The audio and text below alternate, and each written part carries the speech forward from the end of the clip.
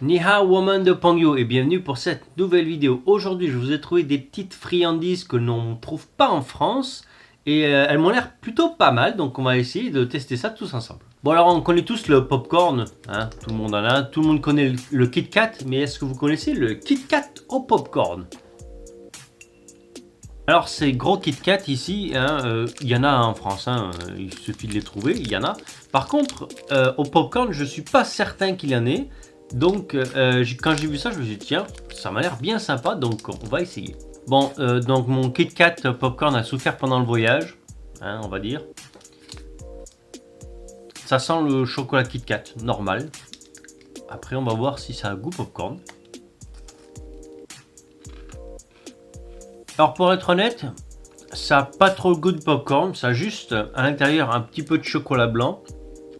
Et un petit au-dessus de la gaufrette, il y a juste quelques petits micro goûts de popcorn qui sont salés, ceux-là. Alors c'est pas mauvais, mais j'irai pas jusqu'à dire que ça a vraiment un goût popcorn en fait. Ça a plus goût Kit Kat que popcorn, donc c'est pas mauvais, mais pour le popcorn on reviendra, ça a pas du tout le goût popcorn. Alors ensuite je vous ai trouvé du popcorn encore, mais ce coup-ci en M&M's.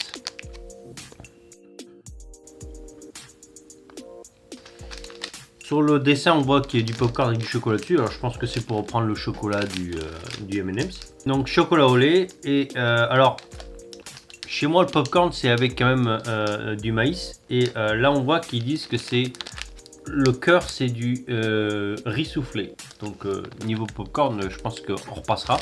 C'est pas vraiment ça. Mais bon, peut-être que c'est meilleur que le Kit Kat, on va voir. Bon, alors je veux pas dire, mais niveau d'aspect, ils ont eu un petit souci au niveau du calibrage ou la machine parce que il y en a pas un qui ressemble à un M&M's normal, hein, même au niveau de l'écriture sur le dessus. Je pense qu'ils ont eu un petit souci avec la machine. Enfin, on va voir. Bon alors encore une fois, c'est pas mauvais, mais ça a pas goût popcorn du tout. Hein, ça a goût riz soufflé, chocolat, un truc tout ce qui est le plus basique. Bon, c'est pas mauvais, mais encore là, pour le goût popcorn, ben, on repassera parce que c'est clairement pas goût popcorn. Alors ensuite, ce que je pensais être des Kit Kat quand je l'ai pris, je me suis dit, tiens, des Kit Kat au beurre de cacahuète. Et en fait, je me suis rendu compte que ce n'était pas du Kit Kat. Alors, ça y ressemble fortement. Ça a le même packaging, les mêmes barres à l'intérieur. De loin, je me suis fait avoir, mais ça y ressemble vraiment à deux gouttes d'eau. Alors, ce n'est pas grave. Celui-là, il a été fabriqué en République tchèque. Ne me demandez pas pourquoi. Taïwan, République tchèque. Ah non, je dis n'importe quoi. PL, Pologne. Donc ils ont ça en Pologne. On n'a pas ça en France. Au beurre de cacahuète. Donc ça ressemble à une Kit Kat. Alors peut-être que c'est WW, c'est peut-être la façon dont ils disent le Kit Kat en Pologne. Mais bon, enfin voilà. Enfin, bref. Au beurre de cacahuète, on va goûter. Bon alors là encore une fois, hein, donc je vous confirme, c'est pas, c'est tout à fait exactement pareil que du Kit Kat. Ouais, idem. Donc on va voir. Alors ça sent le beurre de cacahuète. Hein. Pour ceux qui n'ont jamais goûté, c'est de la pâte de cacahuète en fait. Hein. Donc ça sent la cacahuète. Ça a un très fort goût de beurre de cacahuète. Là, la pâte est légèrement un peu salée à l'intérieur. Et ça a vraiment goût au beurre de cacahuète. C'est vraiment très bon. Alors ça fait déjà quelques petits temps, là, ça va faire à peu près un an. Alors les producteurs de barres chocolatées, en général, ce qu'ils font depuis quelques temps là maintenant, c'est qu'ils mélangent sucré-salé dans leur pâte de mixage pour donner un petit goût sucré-salé justement à leur barre de chocolat. Et c'est quelque chose qui vient, ça fait à peu près un an que c'est comme ça. Alors c'est pas mauvais. Mais c'est vrai qu'au début ça surprend un peu. Donc on arrive sur la frontière entre est-ce qu'on mange du sucré, est-ce qu'on mange du salé, est-ce que ça devient une friandise, est-ce que ça devient... ça commence à être un peu bizarre cette frontière là où on se demande ce qu'on mange en fait. Juste avant que j'oublie, ce serait super bien de laisser un petit pouce bleu en bas à la vidéo. Hein. Ça m'arrange énormément, ça me permet de me faire mieux référencer. De façon à ce qu'il y ait plus de monde qui tombe sur la vidéo. Ou celle-là ou une autre, voilà.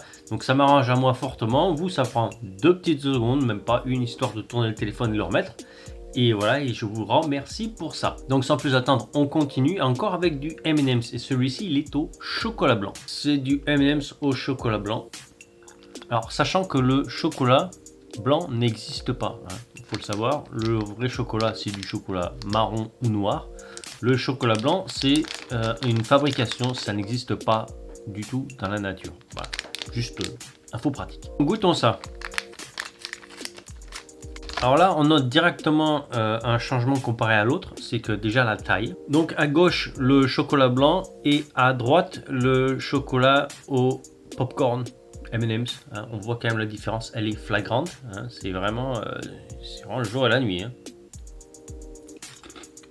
Ah oui, c'est le popcorn celui-là, donc du coup, enfin, popcorn.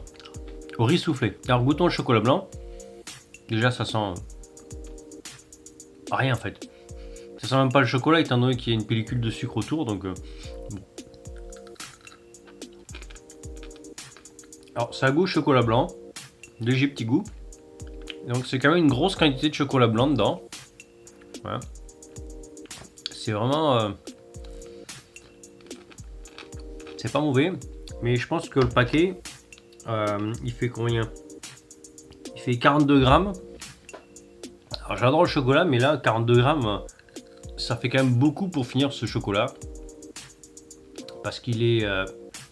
non seulement il est très sucré, mais en plus il est... comment dire? C'est quand on mange du mauvais chocolat, il est très huileux, très pâteux.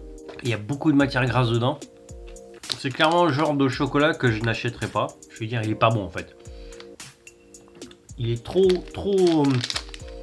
gras. Le goût est trop fort. Et en fait, il est pas délicieux. On l'apprécie pas. Alors, je pense que ça vient du fait que les grains sont trop gros peut-être. Mais celui-là au chocolat blanc, il est trop particulier. Alors, je vous en ai trouvé un petit dernier qui, celui-là, est introuvable hors Taïwan, ça c'est clair et net, c'est sûr, puisque c'est un chocolat fait à partir du bubble tea, c'est-à-dire les perles de sucre que l'on fait à Taïwan pour le thé. Et celui-ci, c'est clair et net, vous ne le trouverez nulle part ailleurs. Ce sont des boules de chocolat et à l'intérieur, c'est du bubble tea, donc des boules de sucre gélifiées. Alors, il faut savoir que le bubble tea, hein, ceci, c'est ce qu'il y a de plus connu à Taïwan. C'est eux qui l'ont inventé. C'est un truc, il y en a partout, partout, partout. Hein.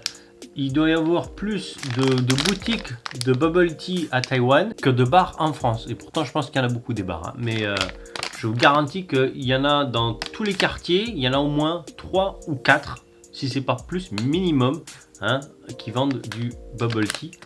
Alors, il y en a des plus ou moins grands, plus ou moins petits. Plus ou moins cher aussi, parce que ça peut coûter jusqu'à de 33 $ jusqu'à 70 ou même 90 $. Un verre de à peu près maximum 600 ml. Les Taïwanais en raffolent de ça, c'est vraiment un truc de fou. Donc on va goûter ça. Alors ça sent vraiment le bubble tea dedans. Alors si jamais vous habitez près de Paris, il y a des vendeurs de bubble tea un peu partout dans Paris. C'est un peu cher, mais au moins vous aurez la même odeur. Alors, les boules ressemblent aux Maltesers, hein, un peu. Sauf qu'elles sentent plus le bubble tea que le chocolat.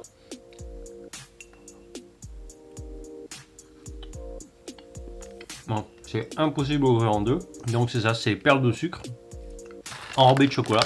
Si j'ai bien un petit conseil à leur donner, c'est de soigner l'apparence parce que honnêtement, on dirait qu'ils ont fait ça après avoir passé 10 minutes aux toilettes. C'est pas lisse du tout, ça a plein de petits cratères, ça fait pas folichon. Donc voici la bulle de sucre à l'intérieur qui normalement se trouve dans le thé que vous buvez. Alors pour les manger, hein, en fait on mange et on boit en même temps. C'est-à-dire que les pailles elles sont relativement grosses, hein, c'est pas les mini pailles qu'on en a en France. Et du coup ça donne un petit goût sucré à votre boisson. Les Taïwanais en raffolent. Si j'en ai un à recommander, c'est celui-là au popcorn. Parce qu'il a un petit peu le goût du popcorn comparé à tous les autres. Deuxièmement, il n'est pas vomitif, c'est-à-dire qu'il n'est pas trop lourd. Il n'est pas mauvais, et c'est celui qui a déjà le goût un peu plus popcorn que les autres. Ensuite, en deux, le faux Kit Kat au beurre de cacahuète. Bon, comme j'ai dit, faut aimer le beurre de cacahuète, c'est pas quelque chose que tout le monde aime. Il y a même des allergiques. Ensuite, le faux M&M's popcorn qui est au riz soufflé, qui est pas mauvais. Alors j'hésite pour la dernière place parce que les deux niveau dernière place ils se valent bien, hein. Mais si j'ai un truc à mettre en dernier, je mettrai le chocolat blanc parce qu'il est vraiment pas vomitif mais trop lourd.